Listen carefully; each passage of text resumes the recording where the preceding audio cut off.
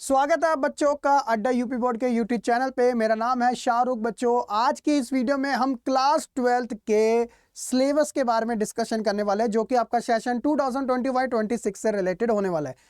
ये जो आपका सिलेबस है बच्चों, वो एक एक्सपेक्टेड सिलेबस है। अभी यूपी बोर्ड की तरफ से ऑफिशियल सिलेबस लॉन्च नहीं किया गया, बट आप ये मान के चलेगा कि एक्सपेक्टेड है कि सारा का सारा सिलेबस यही होने वाला है। आपकी नई जो सेशन की जो जर्नी है वो यहीं से ही स्टार्ट होगी, और ये मान के चलेगा आप बोर्ड एग्जाम की प्रिपरेशन करोगे, तो इसलिए इसको शुरुआती दौर में ही काफी अच्छे तरीके से समझना जरूरी है। और सिलेबस एक पहली सीढ़ी होती है बच्चों, अगर आप इसे अच्छे से समझोगे, जानोगे, आगे की जो भी आपकी योजना होगी वो इसी के आधार पर बनेगी। ठीक है, तो सिलेबस आपका बिल्कुल सेम रहने वाला है, उस चीज की आप टेंशन मत लीजिएगा। अगर कोई इक्का दुक्का चेंज होगा तो वो आपको बता दिया जाएगा, लेकिन मोटे तौर पर तो आप इन्हें जरूर समझिएगा। ठीक है, तो देखिए बच्चों, हम बात करें क्लास 12 सोशियोलॉजी की। इससे पहले बच्चों मैंने आपके लिए होम साइंस प्लस पेंटिंग का भी सिलेबस एक्सपेक्टेड वाला जो है वो बता दिया। आप देख लेना वीडियो, और ये वीडियो आपके लिए काफ़ी ज़्यादा इंपॉर्टेंट है क्लास 12 सोशियोलॉजी से रिलेटेड। तो बच्चों, आपका जो पेपर है वो 3 घंटे का होता है, 100 नंबर का आपका पेपर आएगा।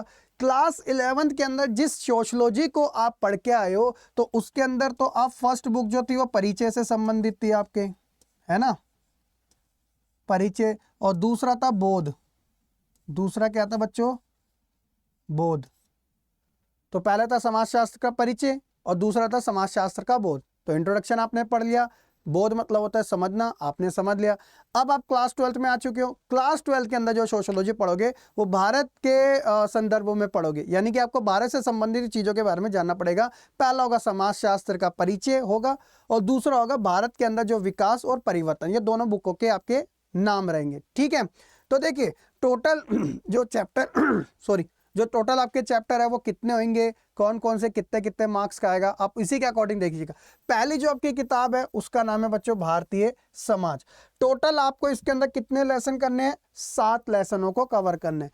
पहला आप जो होना भारतीय समाज का परिचय, कि भारतीय समाज में क्या क्या चीजें। अब इसके अंदर कुछ इंपॉर्टेंट टर्म्स आएगी। आप इसमें राष्ट्रवाद, आप इसमें उपनिवेशवाद, समाजशास्त्र, समाज, समुदाय, इन सभी से संबंधित बात करोगे, जो आपका 4 नंबर से रिलेटेड एग्जाम में पूछा जाता है। दूसरा बच्चों सबसे इंपॉर्टेंट लेसन होगा, वो होगा भारतीय समाज की जनसांख्यिकीय संरचना। जनसांख्यिकीय संरचना का क्या मतलब होता है? इसका मतलब होता है बच्चों कि जनसंख्या का सुव्यवस्थित तरीके से अध्ययन करना, जिसके अंदर हम सिर्फ ना केवल जनसंख्या के बारे में बात करेंगे, हम ये भी बात करेंगे कि इसके अंदर महिलाएं पुरुष कितनी है, कितने साक्षर है, कितने निरक्षर है, कितने फीमेल है, कितने मेल है, कौन से राज्य में कितने। ये सारी चीजें जनसांख्यिकी के बारे में अध्ययन से संबंधित है, और इसके अंदर आपको ये सारी चीज़ों के बारे में जानना है। कुछ फेमस सिद्धांत भी आप पढ़ोगे, जिसमें थॉमस रॉबर्ट का सिद्धांत आएगा, वो एग्जाम में हर बार क्वेश्चन आता है उसका। ये वाला लेसन जो आपका 6 नंबर से संबंधित होगा। उसी तरह के सामाजिक संस्थाओं के बारे में जानोगे, जिसमें निरंतरता बनी रहती है और परिवर्तन, कि समाज के अंदर जो संस्था है वो किस आधार पर चलती है, उसमें परिवार की संरचना, जाति की संरचना किस किस आधार पर है। ये आपका 8 नंबर का आएगा, सबसे बड़ा लेसन है। ठीक है, बाजार एक सामाजिक संस्था के रूप में, सामाजिक संस्था के रूप में देखो, बाजार सिर्फ आर्थिक दृष्टि पर नहीं बल्कि सामाजिक और राजनीतिक दृष्टि पर भी काम आते हैं। ये संस्कृति का मिला जुला एक मेल मिलाप है। ये लेसन आपका 6 नंबर में आपसे पूछा जाएगा। 5वां चैप्टर होगा सामाजिक असमानता और बहिष्कार का ढांचा। तो इसके अंदर विषमता हो गया, बहिष्कार हो गया, साथ ही साथ ओबीसी, इन जैसे मुद्दों के ऊपर हम बात करेंगे कि किस तरीके से लोगों को भेदभाव का सामना करना पड़ता है। ये बड़ा लेसन है आपका।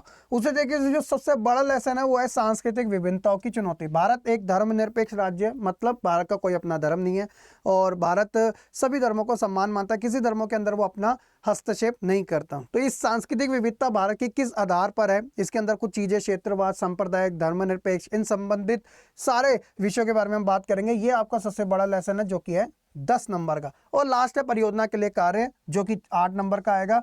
तो इसके अंदर बच्चों वही साक्षात्कार विधि, परीक्षण विधि, परीक्षण विधि हो गया, इनसे संबंधित आपके क्वेश्चन आपसे एग्जाम में पूछे जाएंगे। तो ये है आपके टोटल 7 लेसन फर्स्ट बुक, जो कि भारतीय समाज से संबंधित। उसी तरीके से बच्चों आगे देखते हैं हमारी सेकंड बुक। ये टोटल 50 नंबर की बुक है, दोनों बुकें 50-50 नंबर की है। ठीक है, दूसरी बुक का नाम है बच्चों, दूसरी बुक का नाम है भारत में परिवर्तन और विकास। तो हम भारत में परिवर्तन और विकास के बारे में बात करेंगे। तो इसके अंदर टोटल ज़्यादा लेसन है, तो इसमें आपके 8वां लेसन जो है वो है संरचनात्मक परिवर्तन और सांस्कृतिक परिवर्तन। 8वां 9वां लेसन, अगर आप 8वां समझ गए तो 9वां आपको अच्छे से समझ आ जाएगा। तो दोनों एक दूसरे के पूरक है, इस चीज का ध्यान रखना। टोटल 11 नंबर आपको देंगे, 5 नंबर और 6 नंबर। उसके बाद बच्चों संविधान और सामाजिक परिवर्तन के बारे में बात करेंगे। 7 नंबर का है संविधान और सामाजिक परिवर्तन के अंदर क्या क्या चीजें हमें देखने को मिलती है। संविधान प्रजातंत्र से संबंधित एग्जाम में क्वेश्चन जरूर आते हैं। उसी तरीके से दो जो लेसन है ये बिल्कुल कंबाइन है। एक हम ग्रामीण समाज में परिवर्तन और विकास बात करेंगे, दूसरा हम औद्योगिक समाज में परिवर्तन और विकास से संबंधित बात करेंगे, जो कि आपको टोटल 13 नंबर देंगे। दोनों लेसन अलग अलग है लेकिन थीम एक जैसी है। उसके बाद बच्चों भूमंडलीकरण और सामाजिक परिवर्तन। भूमंडलीकरण का मतलब वैश्वीकरण ही होता है, देश की अर्थव्यवस्था दूसरे के साथ जोड़ देना, दूसरे देश के साथ, वो भूमंडलीकरण कहलाता है। ये आपका टोटल 5 नंबर का बड़ा आसान सा लेसन है।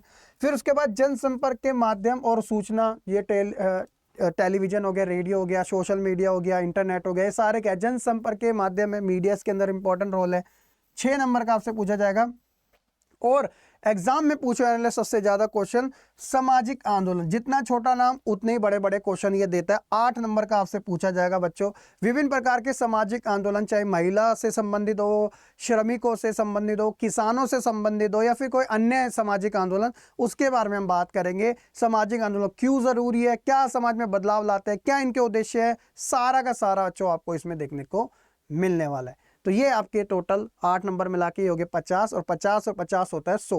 तो इसके अंदर कोई आपका प्रैक्टिकल नहीं होता। सोशियोलॉजी आपका पूरा पूरा पेपर आता है, और पेपर बहुत अच्छे लेवल का आता है, बहुत बढ़िया तरीके से आता है। और जितना आपको इंटरेस्ट 11th में आया था उससे ज़्यादा, कहीं ज़्यादा इंटरेस्ट बच्चों आपको क्लास 12 की सोशियोलॉजी में आने वाला। अभी हाल फिलहाल में बोर्ड एग्जाम का हुआ था, बच्चों फोड़ के आ गए, मतलब पूरा पूरा पेपर है ऐसे चुटकियों में करके। अभी आप प्रीवियस वीडियो देखोगे लाइव सेशन की हमारी, उससे भी आपको बहुत ज़्यादा हेल्प मिल जाएगी।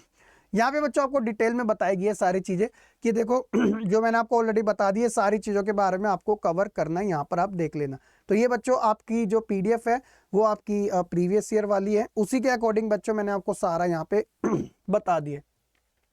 तो बात सिर्फ बताने के लिए, बात तो आपको पढ़ाने की है, क्योंकि बच्चों ये आपका बोर्ड एग्जाम है, बहुत अच्छे तरीके से आपको लेके चलना है शुरुआती तौर पे। और पहली सीढ़ी बच्चों सिलेबस होते हैं। अगर सिलेबस की समझ आपको अच्छे से आ गई तो आप अपनी अच्छी सी एक प्रिपरेशन कर सकते हो, योजना बना सकते हो और उसके ऊपर अपना अमल कर सकते हो। तो इसलिए बच्चों ये जो सिलेबस है वो मैंने आपको पहले ही बता दिया, और मोस्ट प्रोबेबली यही आपका सिलेबस होने वाला है। चैनल को सब्सक्राइब जरूर कर दीजिएगा।